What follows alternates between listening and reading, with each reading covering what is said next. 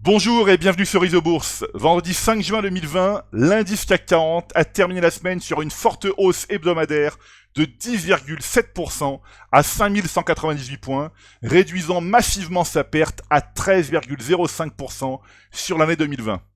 Alors nous avons assisté à une semaine boursière exceptionnelle à la Bourse de Paris, la 8e plus forte hausse hebdomadaire de l'indice CAC 40 en 30 ans.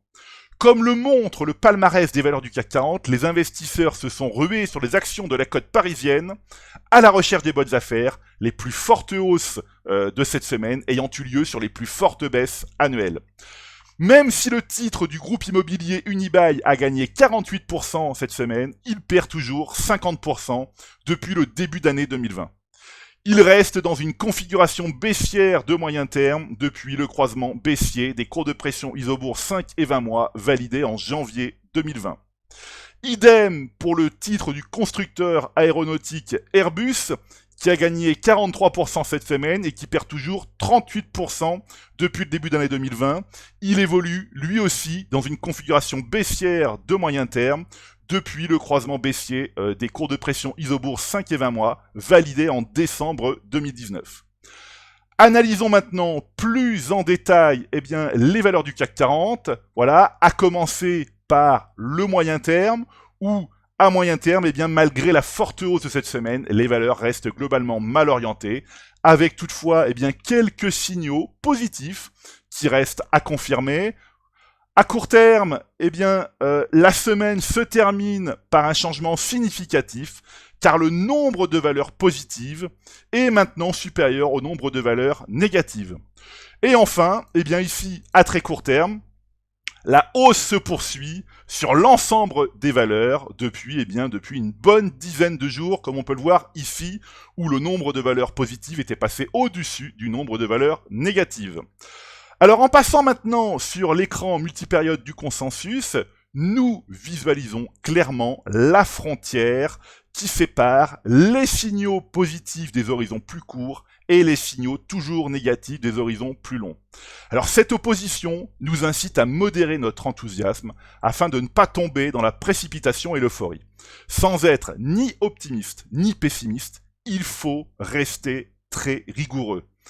Alors, ceux qui ont l'œil affûté ont probablement déjà repéré ici le titre STMicroelectronics, donc le titre du fabricant de semi-conducteurs, qui a terminé la semaine sur un signal positif de court terme, sur fond de tendance haussière moyen terme. On va vérifier ici STMicroelectronics, effectivement, un croisement haussier des cours de pression 5 et 20 semaines, donc un signal positif de court terme qui s'inscrit dans une tendance haussière, toujours haussière, on va dire, depuis le croisement haussier des cours de pression Isobourse 5 et 20 mois validé en juillet 2019. Alors, je vous propose maintenant d'analyser les instruments financiers indispensables pour décrypter les marchés boursiers. Et en allant directement sur l'écran multipériode du consensus, nous avons un rapide point de vue sur tous les horizons de temps de ces indicateurs. Alors, si votre portefeuille est libellé en euros, comme un grand nombre d'investisseurs français, et qu'il est composé de beaucoup d'actions américaines, vous avez dû maudire la forte hausse de l'euro contre le dollar, qui a annihilé une bonne partie de vos gains. Il va falloir probablement s'y habituer, car un retournement haussier moyen terme est en cours sur la paire euro-dollar. Un signal d'achat ici à moyen terme, effectivement. Un croisement en cours des courbes de pression Isobourse 5 et 20 mois à confirmer, qui, si justement il était confirmé, mettrait un terme à une tendance baissière de l'euro contre le dollar, qui durait depuis l'été 2018.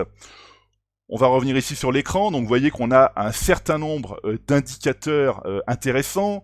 On a le taux US 10 ans, donc on a effectivement ici le CAC 40, le CAC Mid 60 et le CAC Small pour analyser toutes les capitalisations de la Bourse de Paris.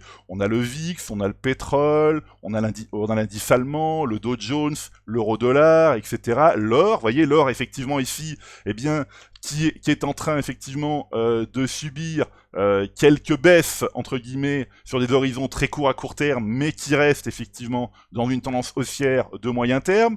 Et puis ici effectivement les indices américains, le Nasdaq, où on peut voir qui est le seul indice à avoir transformé l'effet sur le moyen terme, le seul des grands indices actions, hein, je veux dire, voilà.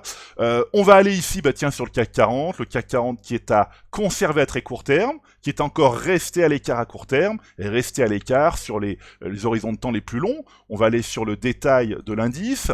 On voit effectivement qu'à très court terme, les courbes de pression isobourse 5 et 20 jours se sont croisées le 20 mai 2020, et depuis, les cours ont progressé, ont même très fortement progressé. Voilà. On passe ici, à court terme. À court terme, les courbes de pression 5 et 20 semaines sont proches d'un croisement qui sera soit confirmé ou infirmé la semaine prochaine. Donc nous allons vérifier si justement la hausse très court terme est capable de se propager sur l'horizon court terme. Et enfin, lorsqu'on passe ici sur l'horizon moyen terme, on constate que la courbe de pression 5 mois s'est inversée, elle ne baisse plus, mais elle évolue toujours sous la courbe de pression 20 mois. Voilà, on pourrait faire ici la même chose sur l'indice S&P 500, un indice S&P 500 qui est à conserver à très court terme et à court terme, mais qui reste encore négatif sur les horizons plus longs. Alors on va ici analyser le très court terme, pareil, une tendance haussière qui dure depuis le 18 mai 2020, voilà. À court terme, les courbes de pression 5e semaine se sont retournées à la hausse dans la semaine du 26 mai 2020.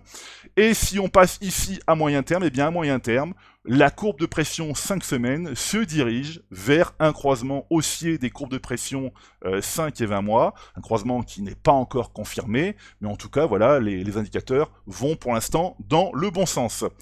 Voilà, écoutez, c'est maintenant à vous de faire le point de vos valeurs en portefeuille avec Isobourse. Je vous donne rendez-vous pour ma prochaine chronique et d'ici là, restez avec nous sur Isobourse.